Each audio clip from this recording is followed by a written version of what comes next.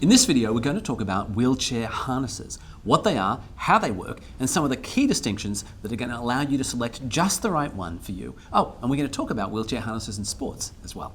Todd, nice to see you again. Good to be here. So we're surrounded by either small children wearing harnesses or normal people, but just half of them. Tell me about wheelchair harnesses. What are they? How do they work? The harnesses are used to position people in a wheelchair, and typically it's to position their shoulders and their upper body so it stays in appropriate relationship to their pelvis. Okay, now one distinction here that's important. This is a wheelchair positioning technology, not a safety technology. Correct. So talk me through some of the distinctions here. How are these four things different? They all look like black straps to me. Right. Like this one is called a trim, and this one actually stretches, so it gets a bit of stretch. So if you're doing this in a wheelchair, it will allow you to move a little bit. This one is a very similar one, but it is a full size that is a larger, it has a larger piece of material right in the center. Okay. Sometimes these are used for women, sometimes these are used for men, but they are used interchangeably. Okay. This one also has a protective covering in case you don't want to get your vest material very dirty. So you can put these covers on. Food and spilling and right, whatever else. food and spilling. You can take those off, throw them in the washer, and you're good. Okay. This one is one that does not stretch. Both of these have some movement in them. Mm-hmm. This one does not. It's sort of somebody that has a lot of tone that's bouncing a lot, and you really want to hold their shoulders back. It's just not going to move. And then this one is sort of in between them all. Where this one doesn't move at all, these move.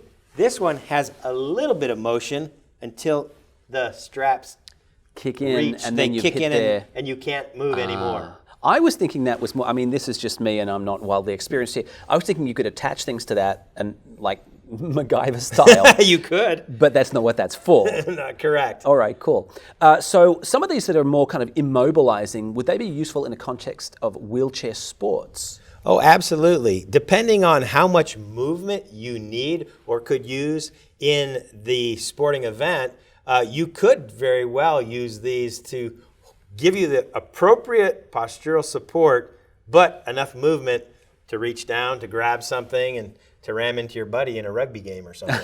Yeah. Now, I've heard there's quite a lot of wheelchair sports. I'm hearing wheelchair harnesses could be used for tennis, wheelchair harnesses can be used for speed sailing, for basketball, for motocross. Have you ever seen wheelchair motocross? This is something I've never heard of. Oh, there's all sorts of very interesting athletics going on in this world. It's fun to watch. It's very exciting. But yeah, many of these can be customized also to meet that specific need, and we can do that. Okay, so talking of customizing, there is quite a lot of different features here. Now, we've spoken about materials, but one of the things is how they clip together. There's different kinds of quick release versus other clips. Can you talk me through some of the other features here? Yeah, in some cases, like down on the bottom, they're like this one actually would be attached to your wheelchair with a cam. To loosen it, you would just flip the cam open, and you can adjust the height or the length of that strap. Okay. This one happens to have a strap that goes over the shoulder, and the buckle is in the back with a cam. This one actually has a patented buckle that goes around your shoulder, but it doesn't loosen. A lot of time these buckles, the webbing pulls out over time. Yeah, this one doesn't do that. And that has a hinge built into the buckle. Yeah, it actually has we call it a hinge buckle.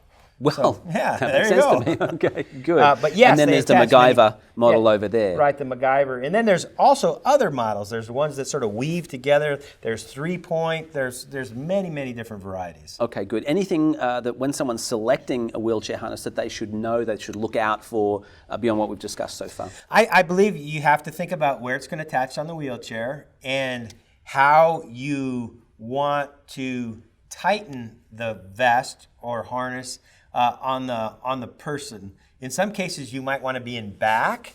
So like this one might be appropriate because you have the pull straps in the back. Okay, just for tightening from the, From the tightening, and it goes all the way down to the back. And others you can do from the front and so forth. So, and also the kind of material, do you want stretch? Do you want not stretch? Do you want it cleanable? Many different things to think about. But It's not that hard. Okay, and final thing, you spoke briefly about how you attach these harnesses to the wheelchair. Talk me through that process a little bit. Yeah, in many cases, a harness would be used when you are seated in a wheelchair that has a rigid back. Okay. So not necessarily a sling back. Okay. Because you have to have an attaching point over the shoulder. Okay. So in many cases, you'll have some kind of rigid back to connect the top attaching point to.